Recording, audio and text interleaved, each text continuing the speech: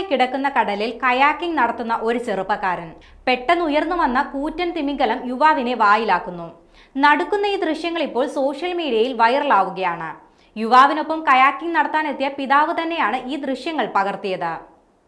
നടക്കുന്ന ആ വീഡിയോ ദൃശ്യം കാണാം. 24-കാരനായ ആഡ്രിയൻ സിമാൻകസ് എന്ന യുവാവാണ് പിതാവിനൊപ്പം കയാക്കിങ്ങിനെത്തിയത്. ഇരുവരും കയാക്കിങ്ങിന് ഇറങ്ങുകയും ചെയ്തു. പിതാവ് ആഡ്രിയന്റെ ദൃശ്യങ്ങൾ ചിത്രീകരിക്കുന്നുണ്ടായിരുന്നു. ഇതിനിടെയാണ് കൂറ്റൻ തിമിംഗലം വെള്ളത്തിന് മുകളിലേക്ക് പൊങ്ങി വന്നത്. കയാക്കിങ്ങിൽ ഇരിക്കുകയായിരുന്ന യുവാവിനെ തിമിംഗലം വിഴുങ്ങുന്നത് ഞെട്ടലോടെയാണ് പിതാവ് കണ്ടത്.